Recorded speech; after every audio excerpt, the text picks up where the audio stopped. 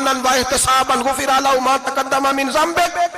فرمایا جو رمضان المبارک میں اللہ کی رضا کے لیے گناہوں کی معافی کے ارادے سے قیام کرے گا، راتوں کو عبادت کرے گا، اللہ اس کے پچھلے سارے گناہ معاف فرما دے گا.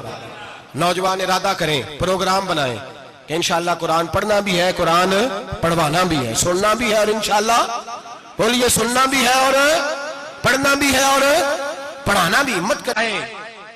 رات کا وقت ہے تو کچھ جاسوس بھیجے ابو جہل نے کہا پتہ کر کے آؤ بندے کتنے، اسلحہ کتنا ہے، جوان کتنے، بوڑھے کتنے، ان کا انداز کیا ہے، سارا معلومات کر کے آؤ. کفر کی جو معلومات ہیں اس پر ذرا غور کریں. اب وہ شخص آیا جا کے ابو جہل سے کہنے لگا 313 ہیں، 6 زرہیں اور 8 تلواریں، کوئی کھانے پینے کا سامان نہیں، اور کچھ بچے بھی ہیں، کچھ بوڑھے بھی ہیں، عمیر بن ابی وقاص بھی ہیں، ابو عبیدہ بن جراح جیسے بوڑھے بھی ہیں، کچھ لمبا چوڑا انتظام کوئی نہیں. ابو جہل بڑا کھل کھلا کے ہنسا. جاسوس واپس آئے نا تو کھل کھلا کے ہنسا، کہنے لگا اس طرح کرو کہ جنگ کرنے کی ضرورت نہیں، انہیں نا صبح سب کو گھوڑوں کی پشتوں پہ باندھ کے نا تو لے چلتے ہیں مکے، وہاں جا کے دیکھیں گے ان کا کیا کرنا ہے. ان کو باندھ لو گھوڑوں کی اونٹوں کی پشتوں پر، تو وہاں جا کے دیکھیں گے. جب یہ بات کی تو جاسوس کہنے لگا ٹھہر جا، پوری بات تو سن لے، میری پوری سن تو لے، تبصرہ تو نے شروع کر دیا ہے. اس نے کہا چل سنا پوری. اس نے کہا ہے 313 پر سارے سر پہ کفن باندھ کے آئے ہوئے ہیں 313 پر بچے سے لے کر بوڑھے تک. میں جس کو پاس بھی گیا ہوں وہ مصلی پہ بیٹھا ہے اور شہادت کی دعا مانگ رہا ہے. مصلی پہ شہادت ہے، مطلوب مقصود مومن نہ مال غنیمت نہ کشور کشائی. ہیں تھوڑے پر آئے مرنے ہیں، جان دینے آئے ہیں، واپس جانے کا ارادہ کوئی نہیں کسی کا بھی، آئے سارے حضور کے نام پر قربان ہونے. ابو جہل ساری رات شراب پیتا رہا. مغویہ گانے گانے والی عورتیں ساری رات گانے گاتی رہیں، اور ادھر انداز بڑا نرالا ہے. حضرت ابو بکر صدیق رضی اللہ تعالیٰ عنہ فرماتے ہیں کہ صحابہ نے مشورہ کیا کہ نبی پاک صلی اللہ تعالیٰ علیہ وسلم کی طرف سب سے پہلے توجہ کریں گے کافر. حضور کے لیے کسی محفوظ جگہ کا بندوبست کیا جائے. ایک چھپر، ایک عریش، ایک جھونپڑی پہاڑ کے اوپر بنا دی گئی حضور کے لیے. مولا علی شیر خدا خود فرماتے ہیں، کہتے ہیں سب سے مشکل کام اس جھونپڑی کی حفاظت کرنا تھا، اس چھپر کی، عریش کی جس میں حضور تھے. جب نبی پاک نے فرمایا نا میرا پہرا کون دے گا، تو کہتے ہیں ابو بکر صدیق تلوار لے کے کھڑے ہو گئے، کہنے لگے سونیا ضرورت ہی کوئی نہیں، میں جو حاضر ہوں. تو حضرت علی فرمایا کرتے تھے بتاؤ جو فرعون کے سامنے کھڑے ہوئے وہ زیادہ دلیر تھے یا ابو جہل کے سامنے جو کھڑے ہوئے دلیر ہیں؟ تو حضرت ابو بکر صدیق فرماتے میں پہرے پہ تھا. کافر شرابیں پی رہے تھے اور نبی پاک ساری رات عبادت کرتے رہے. ساری رات حضور نے رو کے گزار دی. کہا اے اللہ، کیا لفظوں میں حسن ہے، کہ اے اللہ میرے پاس یہ 313 کل تھے، میں لے کے آ گیا ہوں، اگر آج یہ ختم ہو گئے تو بتا قیامت تک کون تیری عبادت کرے گا.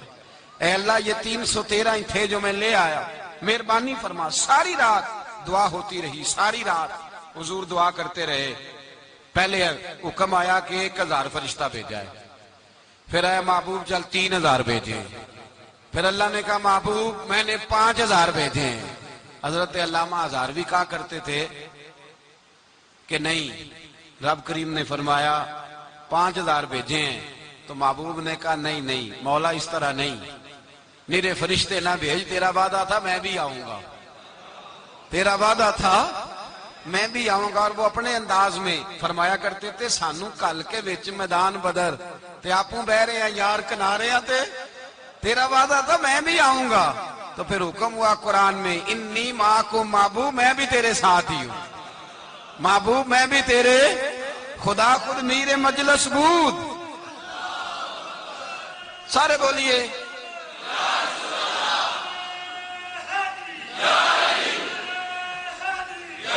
بھئی آج تو دن ہے نا نعرے لگانے کا، یوم البدر منا رہے ہیں، تو آج تو ٹھنڈا ٹھنڈا نعرہ نہ لگائیں. میں نے اپیل کی تھی کہ نعرہ تحقیق بھی لگایا کریں.